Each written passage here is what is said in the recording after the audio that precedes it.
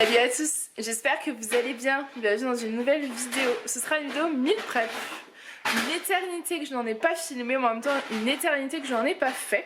Je m'excuse d'avance pour le bruit. C'est bruyant chez moi.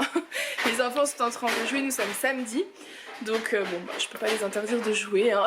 C'est comme ça. Au programme des meal prep, pour tout vous dire, à l'heure où je vous parle, là tout de suite, je ne sais pas. Je suis simplement en train de faire cuire des choux-fleurs à la vapeur, des choux-fleurs surgelés que je vais faire cuire 5 minutes au cookéo. Je pense faire un gratin de choux-fleurs pour commencer et ensuite au feeling. Franchement, je n'ai rien, je ne sais pas, c'est au feeling. Je sais juste qu'Alissa veut un gâteau au chocolat. Pareil, j'ai pas fait de pâtisserie depuis des semaines, des mois, je pense. Et comme je suis en rééquilibrage alimentaire, j'avoue que ça m'arrange un petit peu parce que gourmande comme je suis, si je fais des gâteaux tous les jours, je fais juste du gâteau tous les jours. Après, comme m'a dit ma diététicienne, quand je fais un gâteau avec les enfants, j'ai le droit de prendre ma petite barre de gâteau, bien évidemment. Donc là, je pense qu'on va faire un gâteau haricots rouges chocolat. Ce sera très très bon. Le seul X, c'est que je n'ai pas assez d'haricots rouges, donc je vais voir un petit peu comment je peux faire. Le seul X, c'est que je n'ai pas assez d'haricots rouges, j'ai juste une toute petite boîte, donc voilà, on va faire un peu au feeling, on va voir ce que ça donne. Et puis adviendra ce qu'il adviendra. Sinon j'ai de la banane, donc à voir. On va tenter des recettes. En tout cas, j'ai bien envie de vous filmer ça. Alors pour cette première recette, pendant que mes choux-fleurs sont en train de cuire à la vapeur, en fait de pré-cuire, je vais faire une béchamel maison. J'ai pris la recette d'Isadora et Marisa, donc elles prennent 2 cuillères à soupe de maïzena et 400 ml de lait. J'espère que vous m'entendrez malgré tout ce boucan, je suis désolée. Donc là il y a 2 cuillères à soupe de maïzena. Je vais mettre un peu de lait en fait et je vais les délayer avec mon fouet. Il ne faut pas chauffer en fait, si vous voulez pas de grumeaux, il faut tout mélanger la maïzena avec le lait petit à petit sans chauffer. Et ensuite vous mettez sur le feu. Vous voyez j'ai délayé ma maïzena dans mon lait. Et je vais pouvoir rajouter donc tout le reste du lait et continuer de fouetter. Et je vais pouvoir après allumer ma plaque et mélanger jusqu'à ce que ça épaississe. Et voilà, du coup la béchamel est prête. Regardez comme elle est onctueuse cette béchamel. Et le cookéo est fini. On n'est pas synchro, hein. Donc là je vais pouvoir juste rajouter sel et muscade. Et je vais pouvoir en fait empiler. C'est un meal prep express hein, parce que j'ai peu de temps. Donc c'est vraiment express. Je vais mettre mon chou-fleur dans un plat. Je vais mettre ma béchamel, un peu de gruyère, sel, poivre et c'est très très bon. Bon, je pense qu'on va se régaler. Et le plaisir d'avoir un plat tout prêt quand vous avez faim, franchement, je crois que c'est ça la meilleure partie. Voilà, j'ai mis mon sel, ma muscade et je vais pouvoir mélanger. Ça va apporter de jolies couleurs à cette béchamel toute blanche et pour le coup très healthy puisque je n'ai pas de beurre dedans. Donc il n'y a pas de beurre, il n'y a pas d'huile d'olive, c'est vraiment juste du lait et de la maïzena. Donc c'est juste parfait. C'est ce qu'il me fallait en ce moment. Donc vous voyez, c'est bon, mon chou-fleur est sorti du cookéo à la vapeur. Vous voyez, il a bien cuit. Je l'ai mis que 4 minutes. Si vous entendez un bruit étrange, c'est Alissa qui nettoie un jouet et voilà. La petite sonnette, vous attendez? Voilà, nettoie une petite sonnette qui fait partie d'un jouet. Et donc là, je le coupe juste un petit peu pour que ce soit plus facile à étaler. Je vais tout simplement mettre ma béchamel par-dessus. Et ce sera parfait. Pour info, en termes de quantité, j'ai 1 kg de chou-fleur surgelé. Et voilà, donc une fois que vous avez mis la béchamel sur le chou-fleur, en termes de quantité, c'est parfait. Vraiment, la béchamel, j'avais peur qu'il n'y en ait pas assez, mais en fait pas du tout, c'est vraiment parfait. Donc là, je vais mettre du gruyère parce que forcément... Moi, un gratin sans gruyère, c'est pas possible, donc je vais en mettre. Et pour celles qui suivent un rééquilibrage comme moi et qui, par exemple, ont un grammage de fromage ou de produits laitiers par repas, ce que je fais, c'est que quand je mets du gruyère comme ça dans un plat, je m'enlève tout simplement mon produit laitier en dessert. Et ça me pose aucun souci. Voilà, j'ai le plaisir gustatif de pouvoir manger mon bon gratin avec son gruyère gratiné. Et du coup, en dessert, je me prendrai que ma portion de fruits. J'enlèverai mon laitage. Voilà, ça me pose pas de problème. C'est une question d'équilibre. Donc voilà le gratin avant de partir au four. Ça donne déjà bien envie. Deuxième préparation, c'est tout simplement des carottes râpées parce que vous gagnez du temps en fait. Si c'est déjà prêt, vos carottes, vous les épluchez, vous les râpez, vous mettez dans une boîte de conservation au frigo et vous pouvez avoir votre dose de légumes par repas. Donc ensuite moi je conserve ça dans une boîte de conservation tout simplement et ça vous permet d'avoir votre dose de légumes par repas. Soit, alors moi j'ai droit à une entrée en fait le midi, donc soit j'ai mon repas avec mes légumes plus mon entrée, soit ça peut se substituer à vos légumes de votre repas. Donc après c'est un choix hein, tout simplement, enfin chacun fait comme il a envie, hein. Je parle vraiment pour les personnes qui suivent un rééquilibrage alimentaire et ça permet en fait d'avoir des légumes dans ces assiettes lorsqu'on n'a pas prévu de légumes pour un repas en particulier. Vous avez déjà vos carottes de presse donc c'est vraiment pratique. Je vais tout éplucher. Moi j'ai un espèce de petit robot que ma maman m'avait donné il y a une dizaine d'années et je vais l'utiliser en fait tout simplement pour râper parce que honnêtement quand je râpe avec la petite râpe là je me décourage très vite et j'abandonne. Donc là j'ai ressorti ce petit robot et c'est bien pratique. Et voilà, les carottes sont épluchées, lavées et je vais aller les râper. Et du coup j'aurai ce petit contenant avec un couvercle qui se ferme et ça sera parfait pour contribuer à avoir tous mes légumes de ma journée. Donc voilà les carottes une fois râpées, je n'assaisonne pas, hein, j'assaisonne à l'assiette à chaque fois. Voilà, c'est mieux au niveau conservation, c'est meilleur au niveau gustatif, c'est meilleur aussi au niveau vitamines, etc. Donc voilà pour ça. C'est parti, on continue. Je ne sais pas quelle est la prochaine étape. Voilà, c'est une découverte, nous découvrirons ça ensemble. Ensuite, la prochaine étape, ce sera de préparer un gâteau chocolat. Alors, j'avais prévu de faire gâteau chocolat haricot rouge, mais en fait, oula, attention, parce que j'ai les enfants avec moi et rien n'a fait tomber de là. J'avais prévu de faire un gâteau au chocolat haricot rouge, mais en fait j'ai pas assez d'haricots rouges. Donc du coup ça sera pas un gâteau au chocolat haricot rouge. Je l'ai pas parce qu'il n'y en a pas assez. Donc ce sera un gâteau classique au chocolat. Voilà. Et au yaourt. On va faire ça ensemble. Bon du coup j'ai commencé. Alors finalement la recette elle a pas l'air au top. Donc je sais pas trop. Je fais un peu au feeling. J'ai mis 3 œufs. On va déjà les battre. Et ensuite on continuera. Chaque chose. Donc voilà, on a battu nos œufs et on va vider le pot de yaourt. Première étape. Donc là on a mis 2 pots de farine, on va mettre un pot de sucre et après on va faire en fait notre chocolat puis on va mélanger tout simplement. J'ai mis un petit peu de levure mais pas autant en fait, j'ai pas vraiment suivi une recette, sur leur recette ça allait pas, c'était pas au top niveau aliments etc. Donc je tente un truc. Alors pour faire fondre le chocolat j'ai juste mis en fait, j'ai suivi la recette de ma tablette de chocolat, c'est à dire que j'ai tout coupé en carré et je l'ai mis au micro-ondes 2 minutes et ensuite bah c'est tout, je l'ai sorti, je suis en train de tout mélanger. J'ai presque plus de batterie. Donc je vais mélanger tout mon chocolat au gâteau. On va voir si ça donne quelque chose de sympa parce que j'ai de gros doutes là. Ça me paraît étrange tout ça.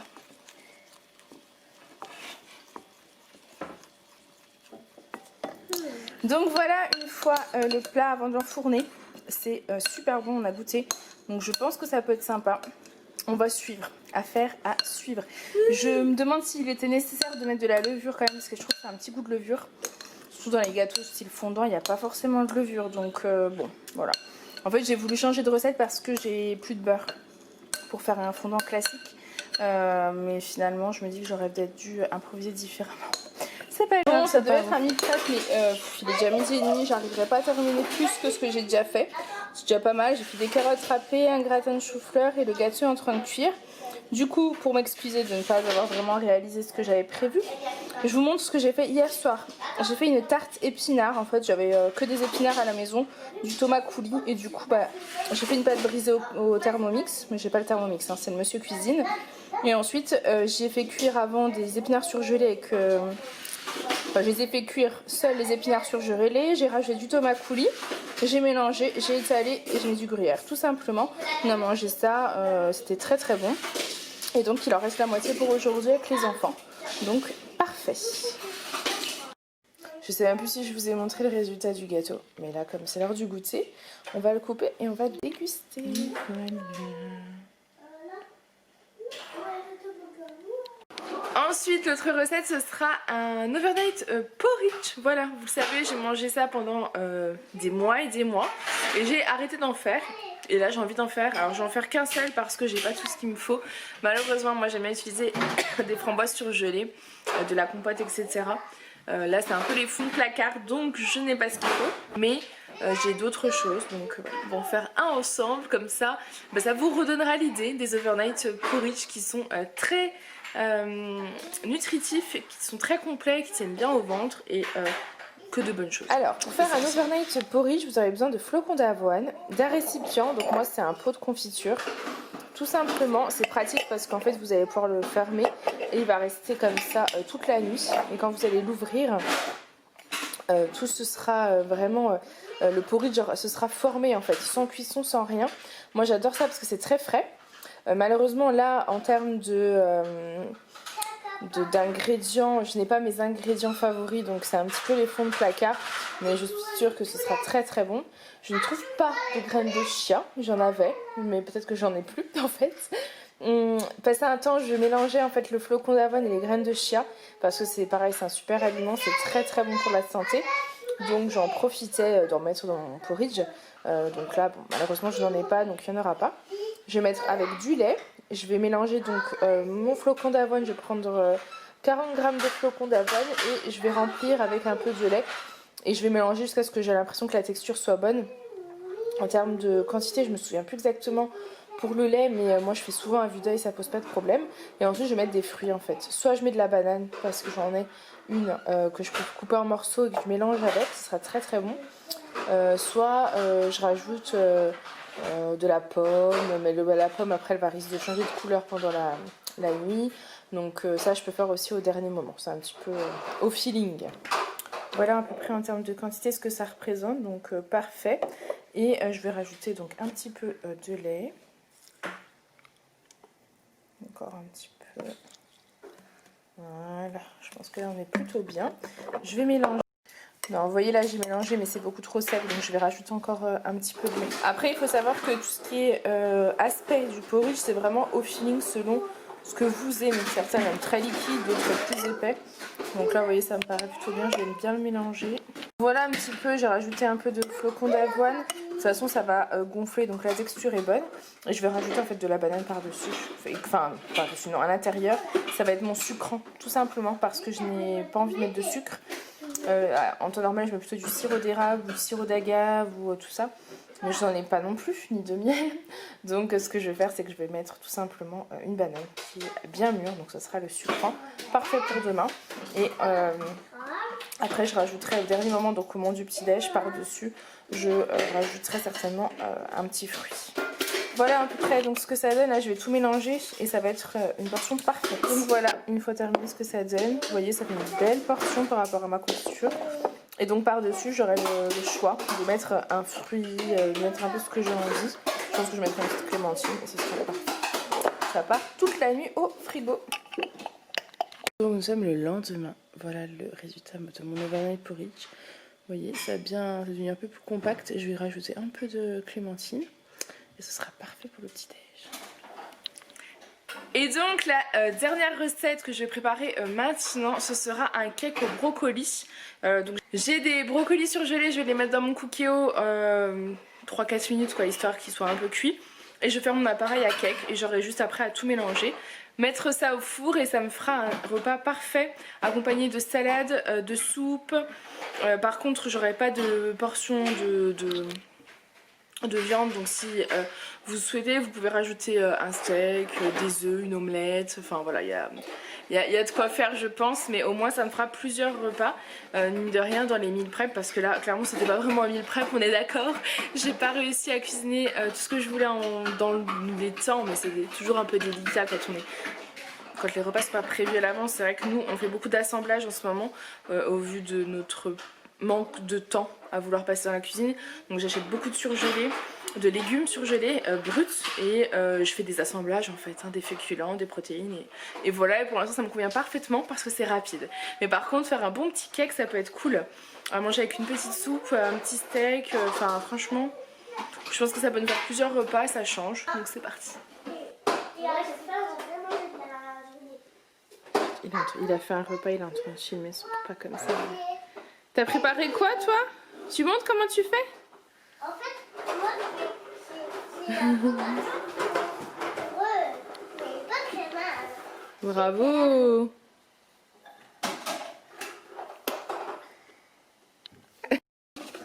Donc là j'ai mis mes 150 g de farine et, et mon sachet de levure chimique. Je vais y rajouter 4 œufs et je vais rajouter du lait. Alors honnêtement au niveau des portions je suis toujours au feeling mais c'est à peu près 150 ml de lait je dirais environ. Ensuite je rajoute 2 cuillères à soupe d'huile d'olive. Ensuite je rajoute 2 cuillères à soupe d'huile d'olive. Donc là j'ai mis mes 4 œufs et 150 ml de lait. Ensuite je vais rajouter du gruyère râpé, donc ça c'est clairement facultatif mais je trouve quand même que ça donne du goût. Et ensuite moi je rajoute juste du sel, en fait j'aurais bien voulu mettre du poivre mais j'en ai plus. Après vous mettez les épices que vous aimez mais je vous avoue qu'avec le petit tout ça moi je tente pas trop d'autres épices là tout de suite maintenant. Je pense que ça ira. Et ensuite vous mélangez. T'es gentille. Donc voilà, j'ai tout mélangé. Et là j'attends juste que mes brocolis finissent de cuire parce que mon cookie il est assez ancien et il est très long à préchauffer en fait. Donc j'attends. Par contre je mettrai pas le kilo de brocoli dedans, clairement je mettrai comme ça et je vous montrerai, mais ce sera à vue d'œil en fonction de ce que vous voulez. Et l'avantage c'est que ça me fait une portion de brocoli déjà cuit pour d'autres repas. Donc c'est parfait. Donc voilà, j'ai rajouté mes brocolis. Et ça va partir donc dans mon petit plat préalablement beurré. Je vous ai pas dit mais j'ai fait préchauffer mon four à 180 degrés. Et niveau cuisson, franchement je suis nulle en cuisson. Au niveau du four, mais vraiment depuis des années c'est une catastrophe, je ne sais pas cuire. Donc je vais toujours un peu au feeling et je teste en fait.